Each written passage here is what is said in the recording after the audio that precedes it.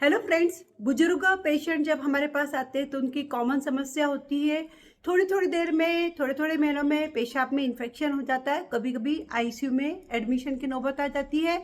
खाना बहुत ही कम जाता है, भूख लगती नहीं है, नींद नहीं आती है, चलने में थकावट और तोड़ जोड़ों में दर्द बहुत ज़्यादा हो जाता है, जिससे डेली दिनचर्या के काम करना भी असंभव हो जाता है। तो क्या वो वजह है जिससे बुजुर्ग लोगों की इतनी इम्यूनिटी कम हो रही है? क्यों हम दवाई दे दे के इनको ठीक नहीं कर पा रहे हैं? क्या घरेलू नुस्खे हैं जिससे थोड़े बहुत खान पीन में हम बदलाव करके बुजुर्ग लोगों की इम्यूनिटी बढ़ा सकते हैं क्या? मैं doctor Deepika Mundada, physician from Nashik, इसी मुद्दे पे बातचीत करने आई हूँ। बने रहे इस चैनल पर। न्यू है तो please like, share and subscribe करना न भूलें। तो सबसे पहले बुजुर्ग लोग आजकल उम्र ज़्यादा होने लगी है। इसका मतलब 85 साल के बुजुर्ग भी मेरे पास आएंगे और बोलेंगे हमें फिटनेस दे दीजिए, क्योंकि हमें घुटने का बदलाव के लिए, सर्जरी के लिए जाना है, तो मेडिकल फिटनेस देना चाहिए। तो उम्र बढ़ गई है, उसके साथ फ्रेलिटी मतलब कमजोरी बहुत ज़्यादा आ रही है। उसको रोकने के लिए हमें बहुत ज़्यादा काम करना चाहिए। इंडिया में ग्रोइंग पॉपुलेशन बुजुर्ग लोगों की हो गई है। तो वजह क्या क्या है कि बुजुर्ग लोगों में इतनी कमजोरी आ रही है? सबसे इम्पॉर्टेंट चीज़ें होती है मूवमेंट की कमी।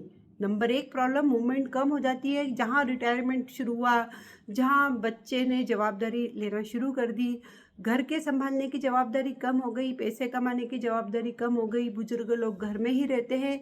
कभी कभार जोड़ों के दर्द की वजह से या दिखाई नहीं देने की वजह से भी ये घर के बाहर निकलना पसंद नहीं करते हैं, या ट्रैवल करना भी डिफ़िकल्ट होता है। जहाँ मूवमेंट कम होती है ये सोशली आइसोलेट हो जाते हैं। जब घर से बाहर निकलते नहीं हैं तो सनलाइट नहीं पड़ती है, और सनलाइट नहीं पड़ती है तो विटामिन डी का सिंथेसिस नहीं होता है, मसल्स कमज़ोर होने लगते हैं और जोड़ और ज़्यादा खराब होने लगते हैं। क्योंकि मूवमेंट और मसल्स का बहुत कोरिलेशन है। जहाँ मूवमेंट होती है वैसे ही मसल काम करती है, और मूवमेंट होने से ही जोड़ भी एक्टिवेट होते हैं, जोड़ों में भी लुब्रिकेशन होता है। तो बुजुर्ग लोग जोड़ों की दर्द की वजह से घर में बैठ जाते हैं, और जहाँ घर में बैठते हैं वहीं जोड़ों का दर्द वापस से बढ़ जाता है। एक विशियस साइकिल ही स्टार्ट हो जाता है। दूसरा होता है सोशल आइसोलेशन। बहुत सारे कारण होते हैं, जैसे बच्चे जॉब में लग जाते हैं, बच्चों के पास समय नहीं रहता है, बच्चे दूसरी सिटी में जाके रीलोकेट हो जाते हैं, या बुजुर्ग लोग भी खुद रीलोकेट हो जाते हैं, या इनके फ्रेंड्स भी कहीं और चले जाते हैं, या कुछ सर्कल टूट जाता है, वापस से इनको ट्रैवल का डिफ़िकल्टी। सोशल आइसोलेशन डिप्रेशन को देता है। हंसी कम हो जाती है, बातचीत कम हो जाती है, सुनाई कम पड़ता है। ऐसे बहुत सारे कारण हैं। सोशली आइसोलेट होना भी बीमारी को बढ़ा देता है। मानसिक और फिजिकल इलनेस दोनों को ही बढ़ा देता है। तीसरा प्रमुख कारण होता है दांत। दांत नहीं होना, सुनाई नहीं पड़ना, दिखाई कम पड़ना, और दांत न होने की वजह से बहुत सारी चीज़ें ये खाना नहीं पसंद करते हैं, या इनको बहुत बार एसिडिटी का प्रॉब्लम बहुत कॉमन होता है, तो ये दवाई के साथ मिर्च लेना बंद कर देते हैं, तो बहुत सारे फूड आइटम इनके छूट जाते हैं। पांचवा एक कारण होता है बहुत सारी दवाइयाँ। जब बहुत सारी दवाई शुरू हो जाती है, बीमारियाँ शुरू हो जाती है, दवाइयाँ शुरू हो जाती है, पॉलीफार्मेसी, दवाइयों के आपस में रिएक्शन भी हो सकती है। बहुत बार इन लोगों का फिजियोलॉजिकल रिस्पांस कमज़ोर हो जाता है। जैसे इन लोगों को छोटी सी नींद की दवाई दी तो इन्हें बहुत ज़्यादा नींद भी आ सकती है। नींद का प्रॉब्लम भी बहुत बड़ा प्रॉब्लम है बुजुर्ग लोगों में। उम्र के साथ नींद आना भी कम होने लगता है। जहाँ बीमारियाँ बड़ी बड़ी आने लगती है, तो मैंने देखा एक पेशेंट दिन भर में 20 गोली खा रहा था, क्योंकि उसे diabetes, blood pressure, heart disease, asthma और यूरिन इन्फेक्शन, सभी बीमारियों की दवाई एक साथ चालू थी। तो ऐसे में उन्हें सिर्फ पानी से दवाई जब लेते रहते हैं तो इनको खाना खाने की जगह ही नहीं मिलती, पेट में टाइम भी नहीं मिल पाता है, न जगह न समय। तो इसका प्रैक्टिकल सॉल्यूशन क्या क्या है, सिंपल तरीके से आपको बात बताती हूँ मैं। सबसे पहले ये है कि इन्हें डेफिनेटली बाकी कॉमन प्रॉब्लम को खुद को सॉल्व करना सीखना चाहिए, जैसे सोशल आइसोलेशन, मोबाइल चलाना सीखें, थोड़ा बहुत घर से बाहर निकलने की कोशिश करें और दोस्त बनाना शुरू करें, हियरिंग एड का इस्तेमाल करें, और खाने पीने में मिक्सर का इस्तेमाल करके चपाती को नरम करके सब्जियां डाल के अपनी डाइट को इम्प्रूव करने की कोशिश करें। दूसरा बहुत बड़ा प्रॉब्लम होता है, चूँकि उम्र के साथ विटामिन्स का अब्सॉर्प्शन बहुत कम हो जाता है। मतलब आप अगर विटामिन्स की गोली भी देंगे तो इन लोगों का अब्सॉर्प्शन, मतलब ब्लड में उतना विटामिन्स जा नहीं पाता है, और डाइजेशन भी बहुत कमज़ोर हो जाता है। तो ऐसी हालत में विटामिन B12 की कमी से बहुत सारी बीमारियां बुजुर्गों में आती है। सिर्फ खून कम नहीं होता है, विटामिन्स का वापस से अब्सॉर्प्शन भी कम हो जाता है, आंतड़ियाँ और नसें भी कमज़ोर होने लगती है, याददाश्त भी कम होने लगती है। तो ऐसी हालत में विटामिन B12 वाले फूड प्रोडक्ट्स आप बुजुर्गों को दीजिए, जिसमें दूध और दही शामिल है। और यदि आप नॉन वेज ले रहे हैं तो नॉन वेजिटेरियन फूड तो B12 का एक अच्छा सोर्स है। फिर भी आप एक चीज़ कर सकते हैं कि विटामिन B12 का टेस्ट करा के, इसका इंजेक्शन काफ़ी सस्ता आता है, हफ्ते में एक बार अगर आप इंजेक्शन लगा लेते हैं 10-15 इंजेक्शन, तो इन्हें काफ़ी दिनों तक राहत मिलती रहेगी विटामिन B12 की कमी से छुटकारा पाने की।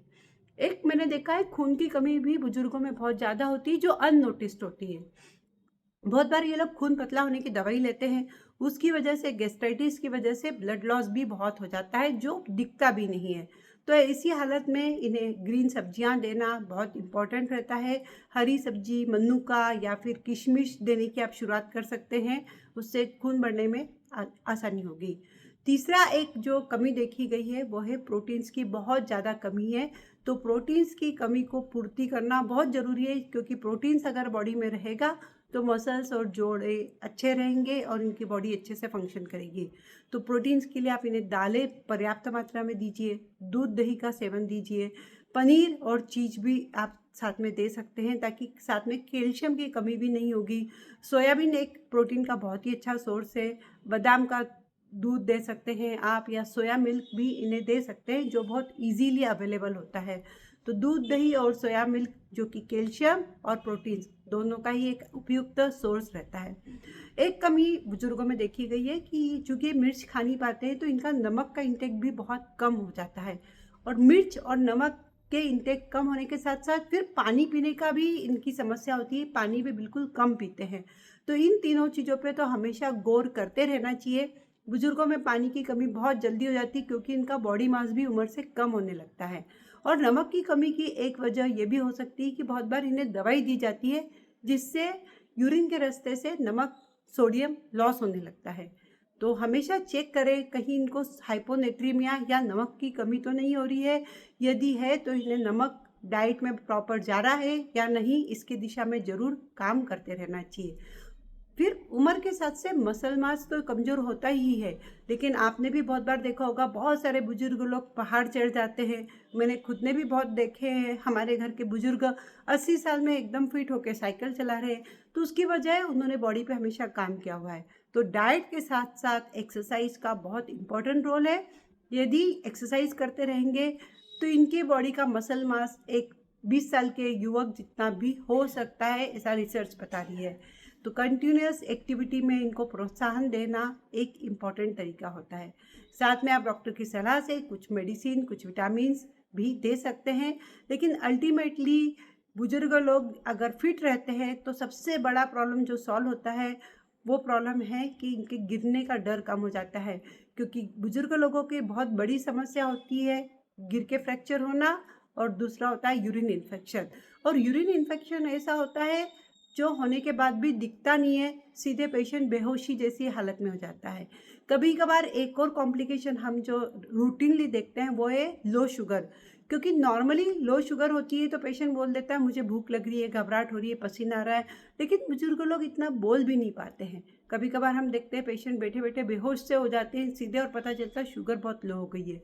तो आपके घर में भी अगर डायबिटिक के पेशेंट है, बुजुर्ग लोग हैं, तो आपको B12 लेवल, शुगर चेकअप, और आयरन की कमी तो नहीं है, हीमोग्लोबिन कम तो नहीं है, और प्रोटीन्स की कमी तो नहीं है, और यूरिन इन्फेक्शन तो नहीं हो रहा है, इस पर ज़रूर काम करना चाहिए, जिससे ये आगे के समय में हेल्दी और फिट रह पाए। Thank you so much.